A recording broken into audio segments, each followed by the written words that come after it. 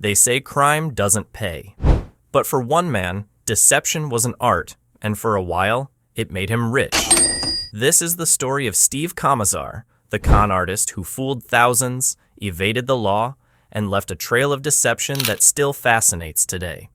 Born into an ordinary life, Steve Comisar wasn't destined for fame or infamy, but something set him apart: a talent for persuasion, an eye for opportunity, and an uncanny ability to make people believe the unbelievable.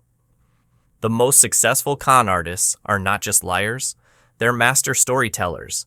They know what you want to hear before you do. The late 20th century was a gold mine for fraudsters. Telemarketing, classified ads, and the rise of late-night infomercials made it easier than ever to sell, well, anything. He always wanted to be a hero. Steve Comisar idolized James Bond, suave, fearless, untouchable. But the Hollywood dream wasn't kind to him. For a year, he chased auditions, knocking on every door, hoping for a break that never came.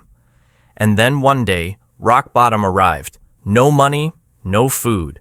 Debtors knocking on his door. Desperation breeds ingenuity. And for Steve, salvation came in the form of a movie. One that planted a seed. A scheme so audacious, it was almost brilliant. The idea? Simple.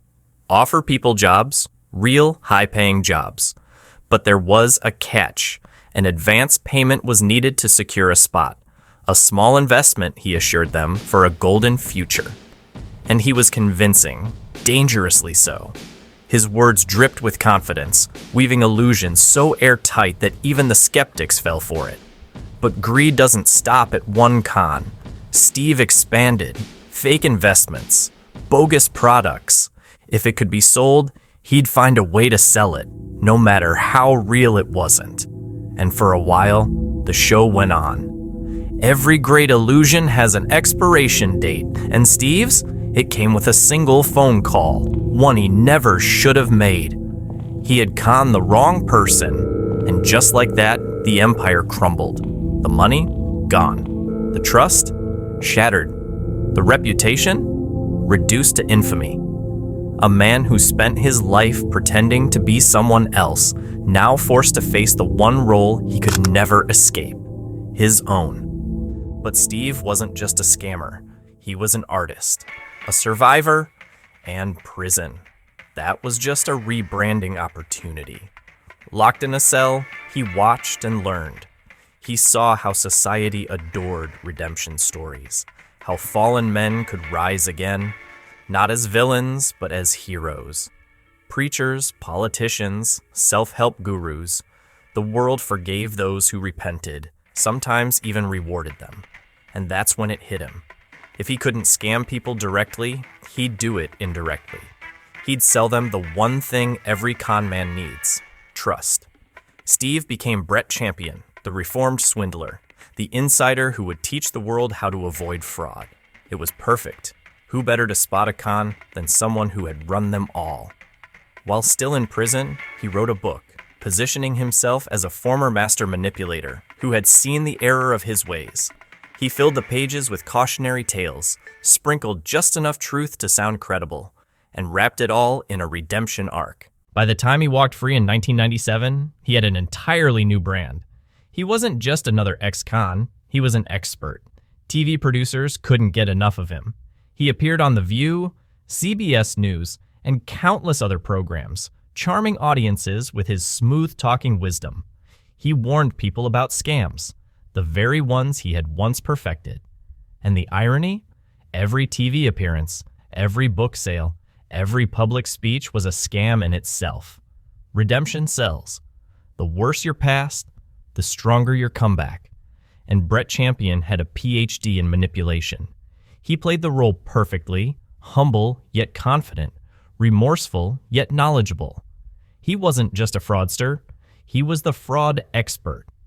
The media ate it up, and so did the public. His formula was simple. Step 1, confess, but control the narrative. Step 2, share just enough details to sound authentic. Step 3, present yourself as the only one who truly understands deception. Step 4, Cash in on credibility. Money flowed in. Steve, now Brett, was on top of the world. But for a man like him, grifting was a compulsion. He couldn't stop. By 1999, the urge took over again. 3. The next big play. He came up with a new scheme. This time, a fake quiz game show. Investors were promised huge returns, convinced that none other than football legend Joe Namath was involved. It was airtight, the kind of deal you couldn't say no to. And just like that, the cycle repeated. Money came in, suspicion followed. The FBI was already listening. Brett thought he was untouchable. What he didn't know? The FBI had been watching him for months. They had his phone wiretapped. They had his emails. They had been tracking every transaction. The moment that $500,000 hit his account, they flagged it. The moment he spent it, they knew. And they didn't stop him. Why?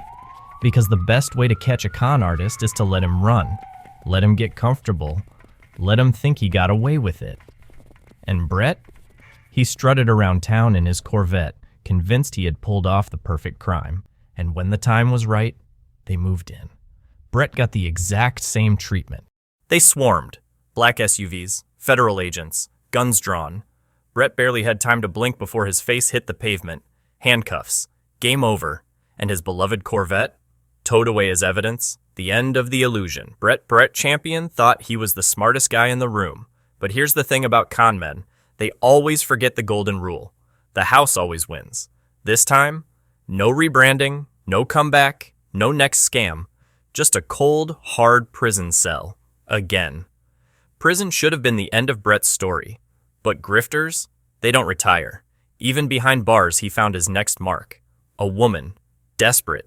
Vulnerable. Her brother was doing time for a crime he swore he didn't commit. And Brett? He had the perfect offer. He told her he had connections, an inside man who could fix the case, make the evidence disappear, get her brother out. All he needed was $100,000. When she hesitated, he escalated. Threats, goons, intimidation. This wasn't just a scam anymore. This was extortion. And the feds? They were already listening. Before he could even pocket a dime, they moved in. Another case. Another conviction. Another 20 years. The end of the illusion. Brett Champion thought he was the smartest guy in the room. But here's the thing about con men, they always forget the golden rule. The house always wins. This time, no rebranding, no comeback, no next scam. Just a cold, hard prison cell. For life. The final twist. Redemption or just another act. After years behind bars, Steve walked free in 2018. A changed man? Maybe. But con men don't just disappear. They adapt. Today, Steve isn't selling fake investments or promising miracle get-out-of-jail deals. No, he's selling something even more valuable. His story. A podcast. A tell-all.